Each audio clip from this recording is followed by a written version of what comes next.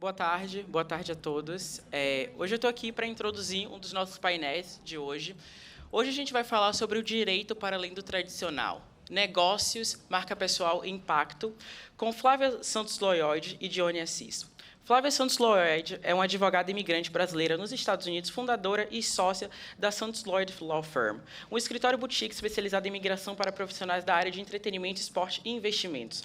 Um escritório que é referência em toda a costa leste dos Estados Unidos. Com abordagem estratégica e humana, Flávia transforma processos imigratórios em caminhos de realização pessoal e profissional.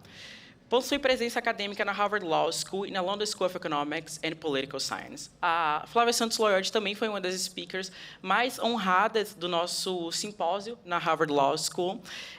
Sua trajetória é marcada pela superação, escuta ativa e visão de futuro, não só no negócios, mas na área de direito também. Sendo uma referência na construção de estratégias jurídicas e profissionais referentes à marca pessoal como um elemento de muita importância para um negócio bem-sucedido. Também temos Dione Assis, que não fica atrás como uma das advogadas mais importantes do Brasil e que toca também vários escritórios no Brasil. Ela é sócia do Galdino Advogados. Dione é uma das principais advogadas brasileiras nas áreas de reconstrução empresarial e litígios complexos. Mestre em Direito pela FGV, doutoranda em Direito Empresarial pela Universidade Federal Fluminense, é conselheira do Grupo de Mulheres Empresariais ASRJ. Dione é reconhecida por sua liderança, que impulsiona o protagonismo de mulheres negras no mercado jurídico, mas também que protagoniza diversos negócios relacionados a empresas e acordos jurídicos relacionados à expansão e investimentos ESG e, por exemplo, reestruturação jurídica de empresas. O seu escritório, a Black Sisters in Law, foi um dos escritórios que nos ajudou a mudar a Brasil Conference e nos reestruturarmos na questão de DEI e ESG. Bom, também temos Victoria Dandara, a presidente da Harvard Law School Brazilian Studies Association, a primeira mulher trans a ser aceita na Ivy League do Brasil e também estudante na Harvard Law School no LLM em Direitos Humanos. Victoria Dandara também é conhecida pelo seu livro Direitos da Esquina e também pela sua presença em movimentos sociais e ativismo no Brasil, tendo trabalhado com grandes nomes como Erika Hilton e tendo seu próprio negócio em São Paulo, que é referência na questão de direitos humanos e direitos trans no Brasil. Senhoras e senhores, passo a palavra para a moderadora Vitória Dandara dos Santos.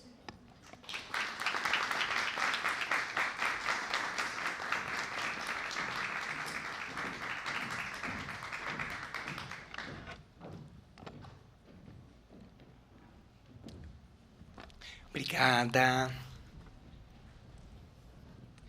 Obrigada, Juan, pela gentil introdução. Obrigada a todos, todas e todes que estão aqui presentes. Muito feliz e realizada de mediar um painel tão potente com figuras aí de peso que, para mim, são uma grande referência. E é um desafio, porém, me sinto até um pouco intimidada, mas fico muito feliz.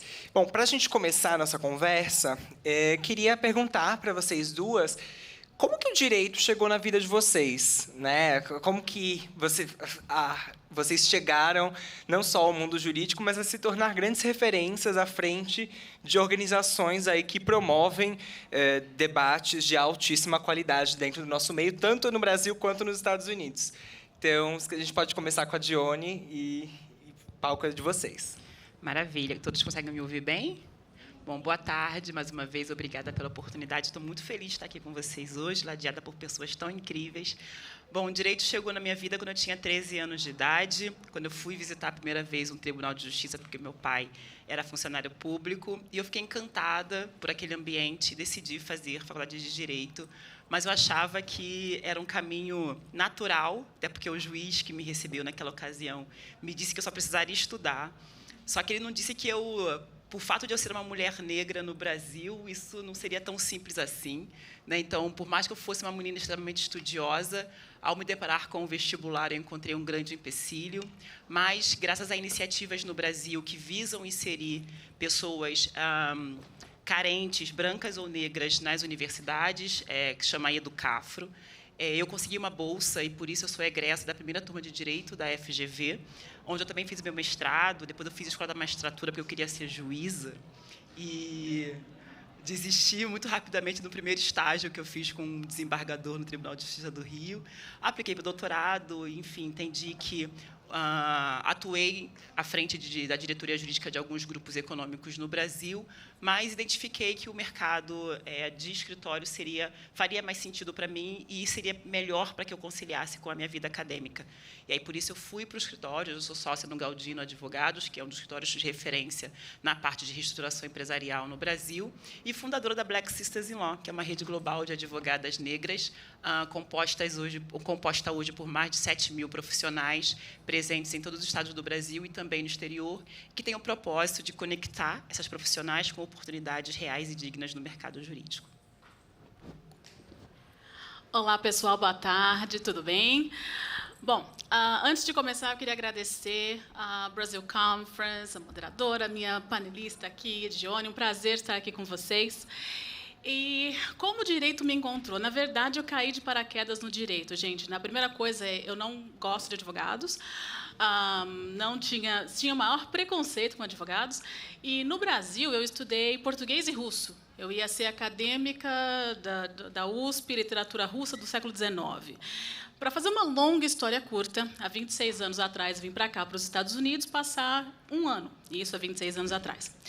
E a ideia era aprender o inglês, voltar para o Brasil e virar acadêmica de russo, de literatura russa especificamente. Bom, eu fiz tudo errado, gente. Eu fiz tudo o que eu falo para os meus clientes não fazerem. Eu fiquei sem documentação, eu fui para um abrigo de sem-tetos com o meu filho com 15 dias de idade.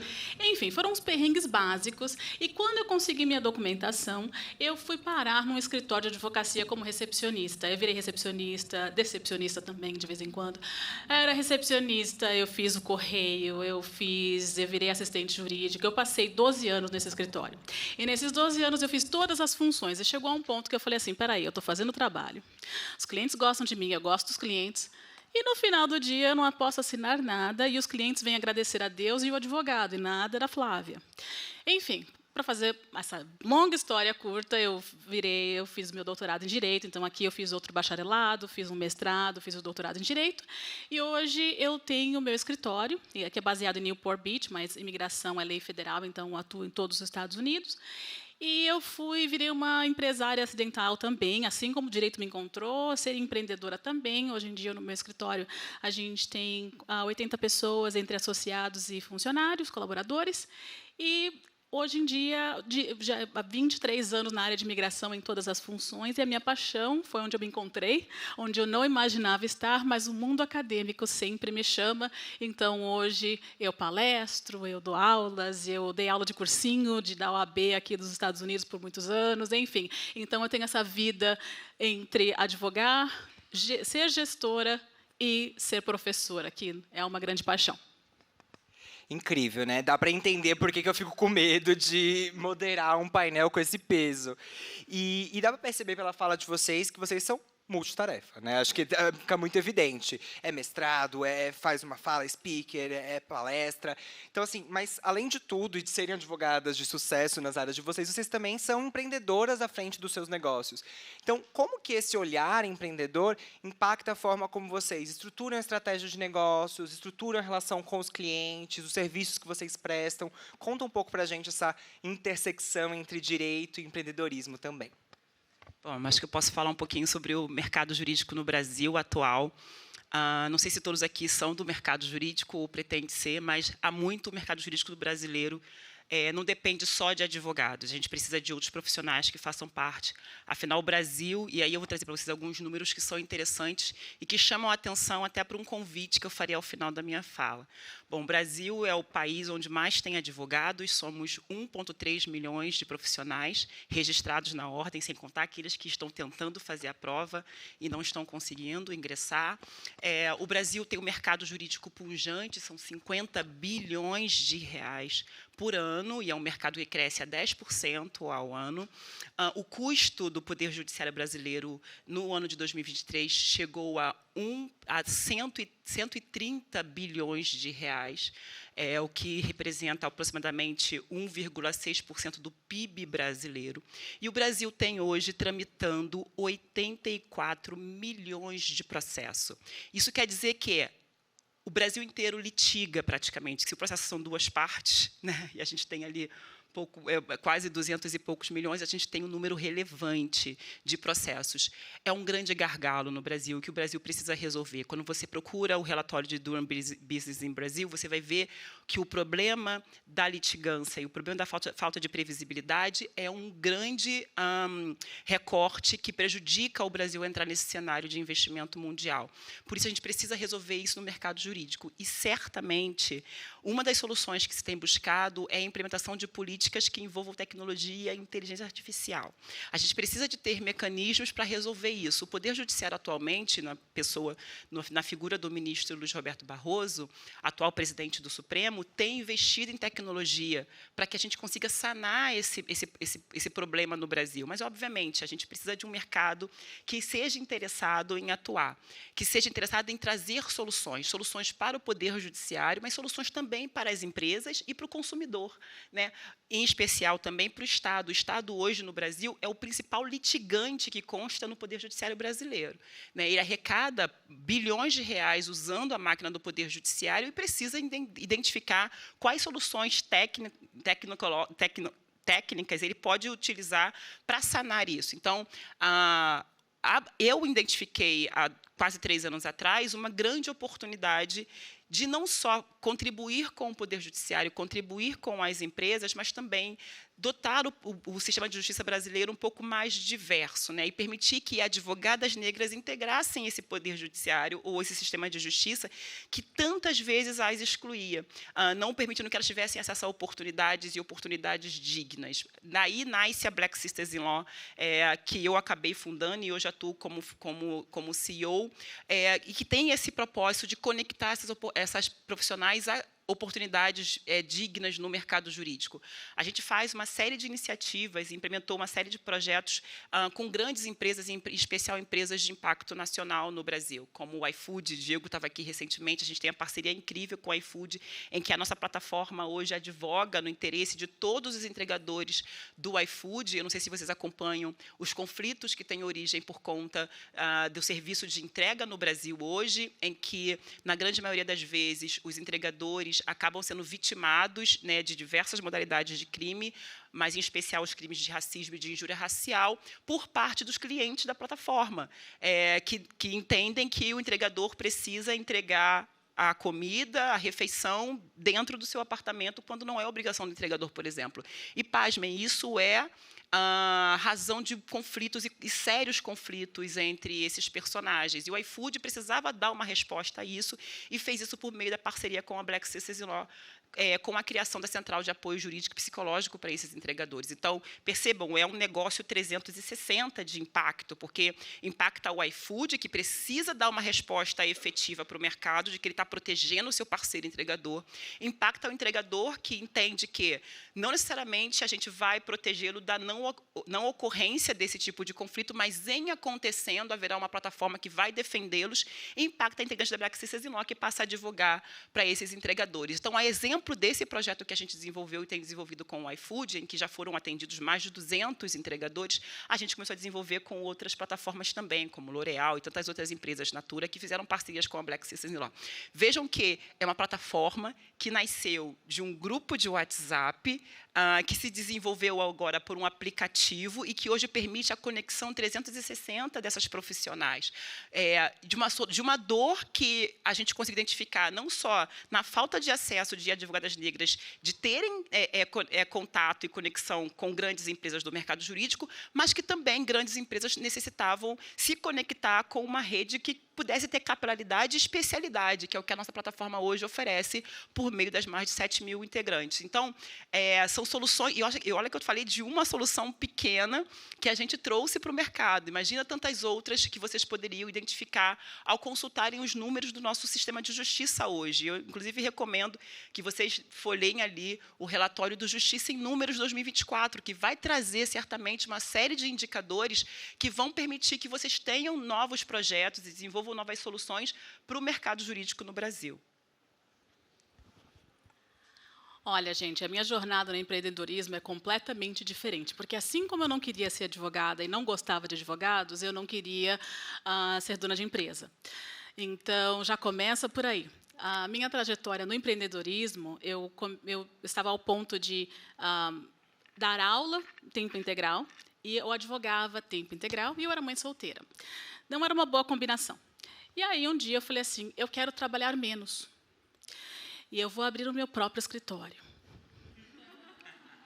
Bem, a minha história no empreendedorismo ela foi transformando, ela foi crescendo. Eu comecei sozinha no escritório, o meu escritório tem 9 anos, e a ideia era fazer o que eu fazia já muito bem, eu adoro imigração, é a minha paixão, eu sempre quis fazer, nesses 23 anos de trajetória, sempre foi na área de imigração, e a ideia era ter o meu escritório, trabalhar pouquinho das minhas aulas e o resto virou história. Mas eu aprendi uma coisa muito importante nessa jornada do empreendedorismo. Quando o meu escritório cresceu, eu comecei a ver que haviam necessidades talentos que eu não tinha. A melhor recomendação para que vocês, aqui jovens, pessoas de startup, é saber o que você não sabe. Quando o meu crescimento orgânico chegou a um ponto que eu falei assim, não, agora eu preciso trazer profissionais para me ajudar. Eu comecei com consultores, eu comecei com pessoas que vinham, eu fiz um plano de negócios, eu contratei uma empresa para fazer isso. Eu vou expandir na Flórida. Ok, eu contratei uma empresa para me dar assessoria, para me ajudar a fazer a expansão na Flórida, depois abrir aqui em Cambridge, sempre com orientação de profissionais. E aí virou uma coisa que virou uma parte mentoria também. Advogados novos, pessoas chegando na comunidade. Flávia, eu quero advogar, eu quero ser advogada nos Estados Unidos, eu sou advogada no Brasil, eu não sou advogada no Brasil, como eu mencionei para vocês, mas virou uma plataforma orgânica também, que o crescimento me deu essa oportunidade de poder mentorar, de poder ajudar essa nova geração, de poder me conectar e falar, olha, é possível sim, você pode ter, lógico, você tem que se dedicar, lógico, não é fácil, certo? O sistema de imigração nos Estados Unidos. Bom, eu sou advogada de imigração em 2025, ok? Não preciso falar mais nada. Então, a resiliência, a paciência, a força de vontade. Um parênteses, gente, eu estou agora recrutando. Aqui, quando você faz o doutorado em Direito, você tem 3 meses de férias e eu estou recrutando de várias universidades aqui para fazer o estágio de 3 meses durante o verão. E a minha primeira pergunta, você sabe que eu sou um escritório de imigração, né? É a minha primeira pergunta, porque nesse momento é um momento muito interessante, vamos dizer assim. Mas o meu ponto no empreendedorismo, de criar um negócio, de desenvolver um negócio, foi ver a oportunidade também de ajudar as pessoas. Eu falo que no meu negócio, hoje em dia, eu sou Robin Hood. Eu cobro das grandes corporações, eu tenho vários clientes corporativos, a gente já cobra premium, para a gente poder fazer os casos de asilo pro bono, para a gente poder fazer a defesa de deportação pro bono. Então, é um projeto micro, vamos dizer assim, comparado com Black Sister in Law, que eu adoro, e eu sou parte também, porque é um projeto legal que engloba o mundo, certo? Acho muito legal. Essa não é Black Sisters in Law em Brasil, é Black Sisters in Law. Então, essa é uma grande oportunidade. Então, é um processo bem micro, mas essa minha jornada de começar um negócio, agora ter que sempre se inovar, né? Por exemplo, agora com o IA, é uma coisa que a gente incorporou bastante no nosso trabalho, eticamente falando, lidar com os problemas que vêm com a questão ética, especialmente com a BAR dos Estados Unidos, que é bem diferente do Brasil. Enfim, não foi uma jornada orgânica, no sentido de foi uma jornada orgânica, não foi planejada, mas muito feliz de ter feito essa trajetória sem ser planejada. Mas aí, quando eu vejo os meus MBAs da vida, que eu falo assim, meu Deus do céu, eu deveria ter conversado com um consultor lá atrás, mas a gente aprende. Então, a minha jornada no empreendedorismo foi bem diferente e é uma coisa que a gente aprende todo dia. Maravilha. Foi maravilhosas, não, muita potência na fala de vocês, muita qualidade técnica também que vocês trazem. E aí, né, parte do empreender é você também construir uma marca, construir um posicionamento da empresa. E vocês trazem aí projetos muito potentes, até pelos serviços que vocês prestam, né? Trabalhar com imigração nos Estados Unidos em 2025, ou um projeto como Black Sisters in Law, traz um peso de uma posição de mercado que é muito pertinente e que traz aspectos da trajetória individual de cada um de vocês. Então, assim, conta um pouco para a gente como que é esse processo de construção de marca, de posicionamento de empresa, como que vocês navegam aí entre esse pessoal e o corporativo, como que... Partilhem com a gente a experiência de vocês. E acho que a gente pode inverter e começar com a Flávia dessa vez. Olha, gente, eu sempre, mais uma vez, pensei que eu ia ser acadêmica, escrever o dia inteiro e ler o dia inteiro. Então, essa questão do branding, da imagem, da marca corporativa, da sua responsabilidade social, foram coisas que eu aprendi em cursos de gerenciamento. Certo? Eu não era gestora, então eu aprendi que, ok, agora eu vou ter que fazer cursos de gestão. Certo? Eu vou ter que aprender a gerenciar, eu vou ter que aprender a lidar com a parte que é tão importante, que você, no final do dia, tem uma marca. Certo? Eu sempre falo para os meus funcionários, quando a gente fala da missão da empresa, dos valores da empresa, eu falo, gente, tem milhares, literalmente milhares de advogados de imigração. As pessoas estão comprando a minha história. As pessoas estão comprando a minha narrativa. Certo? Então, a gente tem que... o que a gente entrega tem que ter a conexão do que aquilo que as pessoas estão vendo nas redes sociais ou nas publicações, enfim. Agora, para construir a marca, foi bem interessante, porque, mais uma vez, foi um outro acidente. Durante a pandemia, gente, eu era a pessoa que postava no LinkedIn uma vez a cada 6 meses. Sabe? E aí eu tenho uma folha de pagamento. Chegou a pandemia, fechamos o escritório fisicamente, eu moro na Califórnia, tá? Então a minha base é em Newport Beach, na Califórnia. Não fechamos 100%, porque a imigração, gente, comparado com o Brasil, nós estamos bem atrasados. A gente imprime papel e a gente manda uma segunda via. Tá? Então, a gente imprime um montão de papéis e a gente imprime uma segunda cópia, a gente tem que colocar no correio. Então, não tem nada digital. Enfim, chegou nesse ponto, aí eu pensei que a gente ia fechar por, sei lá, uma semana, e o negócio está passando. Aí eu pensei, olha, como é que a gente vai se conectar com as pessoas, manter os nossos clientes informados, se a gente não pode ter o poder da conexão individual? E aí foi que eu comecei a fazer vídeos e contar sobre migração, explicar e me comunicar com os clientes. Começou com a necessidade de me comunicar com os nossos próprios clientes. As fronteiras fechadas, eu estava chegando a um ponto de pensar que eu estava vendendo terra na lua, porque, você tem um excelente caso, maravilha. Ok, quanto que eu vou para os Estados Unidos? Não sei.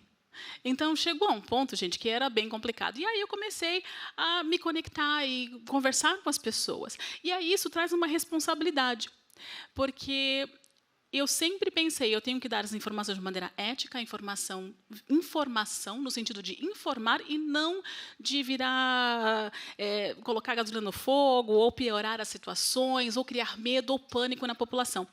E aí juntou essa combinação da minha habilidade de conversar com o pessoal e as minhas publicações escritas. Eu escrevo muito, eu publico, eu pesquiso. E aí acabou virando uma combinação de uma identidade profissional, uma identidade pessoal. E isso, aí eu tive que trazer os novos consultores, porque o que acontece? Todo o pessoal que trabalha com a gente tem que ter o mesmo valor, tem que passar a mesma imagem e tem que ter o mesmo compromisso, certo? Então, se a pessoa quer comunicar com os seus clientes, quer ser uma referência na sua área, a gente tem que ter uma consistência. Então, foi um processo orgânico, foi um processo de aprendizado, porque você posta um vídeo, ou você posta um comentário no LinkedIn e pode virar um problema sério, certo? Tanto ético, profissional, aquilo pode ser repostado. Então, foi um trabalho que, hoje em dia, no nosso administrativo, tem uma pessoa que o tempo integral é monitorar e transformar a nossa marca. certo? Porque no final do dia a pessoa compra o meu nome da firma, mas vai estar trabalhando com associado X, associado Y, associado Z, e essas pessoas têm que estar conectadas com a nossa marca, com a nossa identidade, com nossos valores. Então, isso foi mais um trabalho que começou de uma maneira orgânica, mas hoje em dia está formalizado. Então, muitas das coisas que eu vou falar com vocês aqui hoje foram coisas que aconteceram, certo?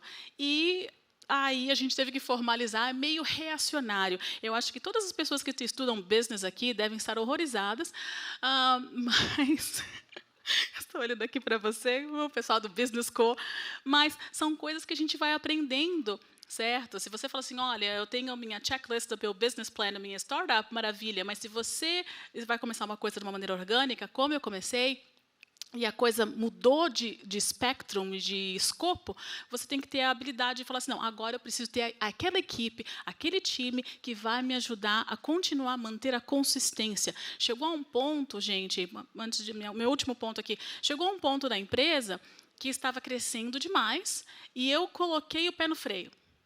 Eu coloquei o pé no freio porque se a qualidade cai, se a narrativa não é a mesma, a única coisa que eu tenho, eu sempre falo para os meus funcionários, gente, a única coisa que eu tenho é meu nome, é a minha reputação, dinheiro vai e vem. Problemas vão e vêm, mas o seu nome é muito importante. Então, é ter essa habilidade de ver, ok, vamos ter que colocar o freio, certo? Porque a gente precisa alinhar as questões internas, organizacionais, e aí a gente vai e continua desenvolvendo, a migração sempre vai estar aqui, espero, e continuamos a nossa jornada. Incrível. Bom, eu sempre tive um pensamento no sentido de que a minha imagem passava, e, de fato, isso é verdade, a nossa imagem ela reflete 80%, ela comunica 80% do que a gente quer passar. E, desde que eu entrei na graduação, eu tinha preocupação muito grande de que forma a instituição e os meus pares me reconheceriam. E eu adotei uma estratégia de que eu, desde o primeiro dia de aula, passaria ali a escrever o meu currículo. Então, eu sempre, quando eu converso com estudantes, eu digo, não esperem para construir seu currículo quando a faculdade acabar, ou quando sua pós-graduação acabar. Ele começa a ser escrito no primeiro dia de aula. Então, eu tive sempre isso comigo. E levei isso para outras fases da minha vida. Acabei a graduação, fui fazer o mestrado, fiz a Emerge, iniciei o doutorado, sempre com esse posicionamento. Quando a Black Sisters in Law acontece, poucas pessoas sabem, mas a primeira versão da Black Sisters in Law não chamava Black Sisters in Law, chamava Advogadas Negras. Porque, de fato, éramos um grupo de brasileiras advogadas negras. Até que surgiu, então, a primeira advogada negra americana, norte-americana, que pediu para ingressar, ela conseguiu, ela encontrou a gente de alguma forma, e pediu para ingressar na nossa rede. Ali eu vi uma oportunidade de que poderia se tornar uma iniciativa global. E aí eu precisaria adequar o nome da plataforma. E a gente, então, passa a chamar Black Sisters in Law. A Black Sisters in Law, no início, quando eu fazia o pitch da iniciativa para os escritórios, para as grandes empresas, sim, eu, de alguma forma, me aproveitei e surfei na pauta do ESG, porque precisava, né, o Brasil estava diante de uma grande oportunidade de se conectar com essa questão, e o mercado jurídico não podia ficar de fora. Então, eu apresentava a Black Sisters in Law como uma solução de ESG racial para o mercado jurídico. E as pessoas hoje me questionam, mas, Dione, com o desaquecimento da pauta de ESG, como é que a Black Sisters in Law tem se comportado? Para a gente não mudou nada. Por quê? Porque, por mais que sejamos sempre seremos uma plataforma de mulheres negras, mas somos advogadas, e o que a gente vende é o nosso serviço jurídico. Então, é a partir disso, e por conta desse posicionamento, que o mercado continuou e continua se conectando à plataforma, porque entende que somos profissionais que estão entregando os seus serviços jurídicos por meio de projetos estruturados, por meio de iniciativas particulares, enfim, não faz diferença, mas o nosso posicionamento enquanto fornecedoras de serviços jurídicos não mudou. E, pelo contrário, ele continuou sendo muito bem trabalhado e aprofundado, ao ponto de a gente hoje estar celebrando novas parcerias, novos contratos que eu reconheço que eu nunca imaginei na minha vida. Então, eu acho que, primeiro ponto, a gente trabalhou esse posicionamento da iniciativa como uma fornecedora de serviços, e aí, no nosso caso, de serviços jurídicos, e se posicionou também como uma plataforma que permite a conexão com profissionais especialistas. Eu sei que, às vezes, o mercado busca, e aí no mercado jurídico, dependendo da área, se você vai para trabalhar em company, vão te exigir uma postura mais generalista, porque pode chegar qualquer coisa, né? Mas, ainda assim, o mercado jurídico busca por especialistas. Então, a gente tem que sempre tentar tornar as nossas integrantes especialistas em determinadas áreas, tirá-las um pouco do generalismo que é próprio dessas profissionais, e eu digo isso porque são profissionais negras que ingressam no mercado jurídico e não têm muita opção de escolher a área que vão seguir.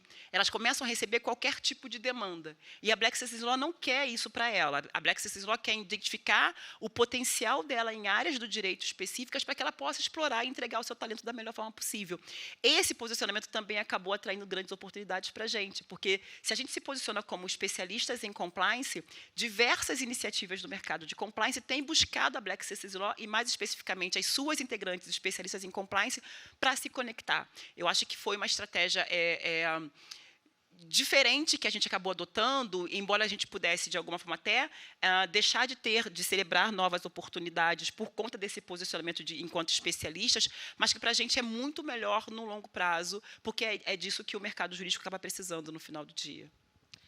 Posso só dar um parênteses? Claro. Concordo 100% com a especialização, lógico, de uma perspectiva dos Estados Unidos, porque eu sou só licenciada aqui, mas foi uma das coisas que a gente fez com o nosso marketing. Eu sou conhecida com esporte e entretenimento. Eu tenho uma boutique, tenho outras coisas, mas o meu nicho, o meu tagline é High Profile Immigration. Então, não estou falando que eu não vou atender outras pessoas, mas isso foi o grande diferencial do ponto de vista de business, que faz o diferencial de um outro escritório de imigração, certo? Porque eu seria mais uma advogada de imigração se não tivesse um nicho diferente, uma área de foco, e é fundamental. E isso, com a formação, com os cursos, com as certificações que a gente tem que fazer, mas sempre focada nisso, isso faz uma grande diferença. Uma coisa importante aqui para advogados de imigração, as estatísticas são no foco de imigração, 61% de advogadas de advogados de imigração são mulheres, tá? Mas essas mulheres ganham 72% do que os homens ganham. Então, tem uma grande disparidade. Então, a minha, entre aspas, relevância, vamos dizer assim, é que eu estou num mundo de homens e de homens brancos, na realidade. Então, é um mundo muito fechado. Certo? É um mundo muito nichado. Então, essa questão do marketing, essa questão do posicionamento, essa questão da especialização e da extra-especialização. Tá? Eu sou Certified Specialist pela Ordem dos Advogados da Califórnia. Tudo bem, eu gosto de estudar, eu adoro estudar, mas é mais uma coisa que eu fiz que eu precisava dessa diferença. Eu precisava ser a única advogada brasileira, americana, que tem essa certificação. Então, isso, quando você cria o seu perfil, quando você cria a sua identidade, é fundamental. Sem dúvida. E acho que o que vocês trazem na fala de vocês é uma adaptabilidade muito grande que vocês têm que ter para empreender nesse mercado, identificar as oportunidades, uma leitura também de onde tem potencial. E aí, né, encaminhando para uma fase final aí da nossa conversa, que está super gostosa, mas eu queria que vocês trouxessem tanto, né, o que vocês veem para o futuro do direito, então, assim, e como se adaptar a isso, como se adaptar a essa inovação que o mercado em si demanda, e também o que vocês querem deixar de legado frente a isso, né? Então, esses dois lados, o que vocês veem que está por vir e qual o papel de vocês, o que vocês vêm deixando e marcando aí para as próximas gerações jurídicas. Pode ir, Flávia. Bom, em relação ao futuro do direito, entre aspas, eu acho que a primeira coisa que a gente tem que fazer é se adaptar à inteligência artificial. É uma coisa que está aqui, é necessário. Eu trago uma pesquisadora de Stanford a cada 6 meses do nosso escritório, e a gente vai fazer treinamento, e a maneira que eu vendo IA para os nossos colaboradores é você e IA, não é? A IA não vai tirar o seu trabalho, é um complemento ao seu trabalho. Então, a gente trabalhou de uma maneira com advogados em relação à parte ética, né? Porque a gente tem que disclose, a gente tem que falar isso nos nossos contratos, nas nossas comunicações. Eu acho que isso é uma coisa revolucionária, e os escritórios que não fizerem isso não serão competitivos. é uma realidade, e eu gosto de tudo que é novo, gente. Eu sou velha, mas eu adoro coisa nova. Me dá um software novo, o pessoal do escritório fala assim, ela está testando tal coisa, ela vai implementar. Então, não faço isso, mas eu adoro, eu acho que, sabe, você mexe com o mercado. Então, essa é a primeira parte. Eu acho que a gente a tecnologia, inteligência artificial, se a gente não abraçar esses novos conceitos, especialmente no direito, a gente vai ficar para trás. O Brasil está anos-luz dos Estados Unidos em relação à utilização de IA. No ano passado, eu fui na palestra do ministro Barroso, aqui na Harvard, como o judiciário está implementando isso, é uma coisa assim, fenomenal. A segunda parte da pergunta em relação ao legado, gente, eu acho que legado é uma palavra, a gente estava conversando sobre isso, é uma palavra um pouco pesada, certo? Eu acho que, se eu vou falar para vocês o que eu gostaria de deixar para essa nova geração, para os novos advogados, e eu vejo vocês aqui, eu não sou advogados profissionais, jovens, a primeira palestra hoje foi tão assim, sabe, da esperança na gente, que as coisas, tem coisa boa acontecendo em 2025, mesmo sendo advogada de imigração. O ponto é que a gente pode, que a gente pertence. E por que eu falo isso? Eu sou de Santos, estudei na escola pública a vida inteira, nunca tive um tostão furado. A minha primeira viagem num avião foi de Santos, eu fui para São Paulo para estudar, e de São Paulo para cá. Então, eu não conheço o Brasil, porque minha primeira viagem de avião foi para cá. Certo? Eu fui para um abrigo de sem-teto com meu filho com 15 dias e hoje eu estou aqui. Então, meu legado é a gente pode, a gente pertence. Certo? É muito importante a gente se imaginar em espaços. Então, a minha função é para as próximas meninas negras que estão olhando que, imagina, isso aí não é para mim, não. Imagina, sim, tem espaço para a gente. E não é querer falar, representação importante. É muito importante ter pessoas que parecem com você, que estão no meio, que você não acha que você é parte. Então, esse seria o meu legado para os meus filhos, certo? Para a nova geração. E eu adoro conversar com o aluno. Por isso que, para mim, assim, essa volta que eu estou fazendo meio ao mundo acadêmico hoje em dia é inspirar essas pessoas. Esse é o legado. Eu quero que vocês façam o que eu consegui fazer, porque se eu, com todas as adversidades, conseguir, qualquer um dessa sala pode conseguir. Então, eu quero que os meus alunos, meus funcionários, meus filhos tenham essa mensagem. A gente pertence e a gente consegue. Incrível. Bom, acho que para o futuro do direito, do sistema de justiça, pelo menos no Brasil, acho que a gente não consegue enxergar sem a tecnologia, sem a base tecnológica.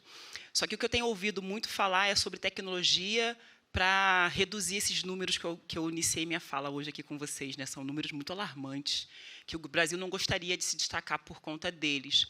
Mas, para além de tecnologia, do uso da tecnologia para sanar esse grande problema do nosso sistema de justiça, que é o excesso de demandas, que a gente pense na tecnologia também como uma ferramenta para acesso a direitos. Né? O Brasil só tem muita demanda e muito litígio porque muitos direitos são violados.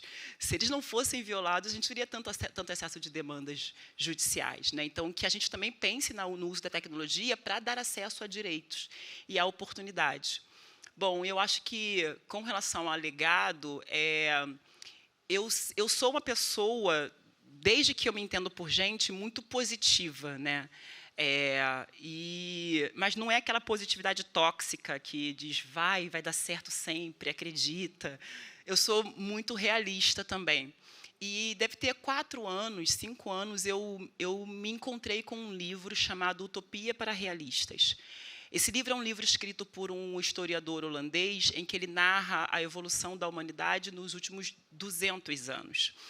E, quando eu li esse livro, eu falei, nossa, eu não estou sozinha, né, nesse caminho de quem acredita num mundo possível. E por que eu cito esse livro? Inclusive, quem tem meu WhatsApp, eu estou lá escrito utopicamente realista. Eu sou utopicamente realista porque esse livro narra que, há 200 anos atrás, a sociedade como um todo, a população mundial, era uma outra população. Era uma população que, ele narra, era feia, era doente, morria aos 25 anos de idade, a varíola dizimou sociedades, comunidades, as pessoas eram cegas e ficavam cegas para o resto da vida. E, de repente, naquele mesmo momento, tinham pessoas que ansiavam por outro ambiente. E porque existiam pessoas que ansiavam por um outro ambiente, hoje a gente consegue viver, dadas as suas circunstâncias, em uma comunidade de abundância. Quem diria chegarmos a uma expectativa de vida, pelo menos no Brasil, de 75 anos? E tudo que eles lá atrás queriam era uma vida longa, uma vida saudável, poder voltar a enxergar, poder voltar a andar, por exemplo. E de se pensar que a escravidão foi, sim, um modelo econômico, e, para muitos, era o único possível. Mas alguém lá atrás falou, não dá para continuar desse jeito, e hoje a gente não tem, dadas as suas proporções também, que a gente sabe que existe escravidão moderna, mas a gente não tem mais da forma como a gente tinha antes. Então, para mim, se isso foi possível, se essa transformação foi possível, é óbvio que eu não desejo que isso aconteça em 200 anos, o ideal é que aconteça o mais rápido possível. Mas se a gente aqui hoje não começar a pensar nesse novo cenário, assim como alguém lá atrás, há 200 anos atrás, pensou, a gente não vai conseguir viver na sociedade que a gente tanto anseia por existir. Então, que sejamos todos utopicamente realistas e coloquemos isso, de fato, em prática. Muito, muito inspirador, muito potente a fala de vocês. Quero, enfim, agradecê-las por se juntar aqui, estar conosco, partilhar tanto conhecimento, tanta expertise, técnica, prática, teórica, enfim, me sinto muito honrada de poder mediar essa conversa. E aí, só para a gente encerrar, então, de vez, só dar um minutinho final para vocês deixarem uma última mensagem aí para o nosso público. Posso começar? Pode começar. Bom, eu convido a todos que tenham interesse pelo sistema de justiça a tentar buscar soluções. Se você conversa com empresários e empreendedores hoje, eles falam que o dinheiro está no problema, e se o Brasil é um país cheio de problema, o Brasil é o país onde está o dinheiro, não é verdade? Então, vamos para lá, vamos voltar, pensar, pelo menos no nosso sistema de justiça, como é que a gente pode pensar em implementar soluções efetivas, práticas e duradouras, para que a gente tenha um poder judiciário mais acessível, para que a gente tenha garantia de direitos e para que a gente não tenha gastos desnecessários com violações, e que a gente passe, então, a investir em educação, em ciência e tecnologia, que é o que, de fato, permite nosso desenvolvimento. Então, pessoal, como você, sou otimista. Utopicamente realista, eu vou ler esse livro. E a minha mensagem para vocês aqui é o otimismo. É o otimismo, a perseverança, a resiliência. Certo? Para quem vive aqui nos Estados Unidos, nós estamos num momento muito difícil, certo? Mas eu acho que isso é uma oportunidade. Certo? Da mesma forma como eu usei a pandemia como uma plataforma e mudei completamente muitas coisas do meu negócio, eu acho que é uma oportunidade que quem está na área do direito, quem está na área do ativismo social, é a hora da gente exercer os nossos direitos como pessoas da comunidade, ajudar os nossos próximos. A gente tem uma vida muito difícil, todo mundo tem problemas, boletos e coisas para resolver, mas esse é o momento de pensar no outro. Esse é o momento de ajudar o seu próximo, certo? Lembrar das instituições que a gente tem, das normas, das aulas cívicas lá que eu tinha quando estava no ginásio lá, sabe? Voltar ao básico. E eu acho que, para quem mora aqui, é um momento de revolução, de se conectar. Então, a gente está no nosso escritório, leve essas ideias para os chefes de vocês. A gente está fazendo trabalho voluntário. Então, olha, pega uma causa que está sendo impactada por algumas mudanças jurídicas no momento, e agora a gente vai fazer trabalho voluntário. Então, as grandes mudanças começam com pequenos movimentos. Então, se a minha mensagem para vocês aqui é: unam-se, ajude a comunidade e acreditem, porque acho que isso é muito importante. Peço agora que todo mundo se junte, uma salva de palmas para esse painel.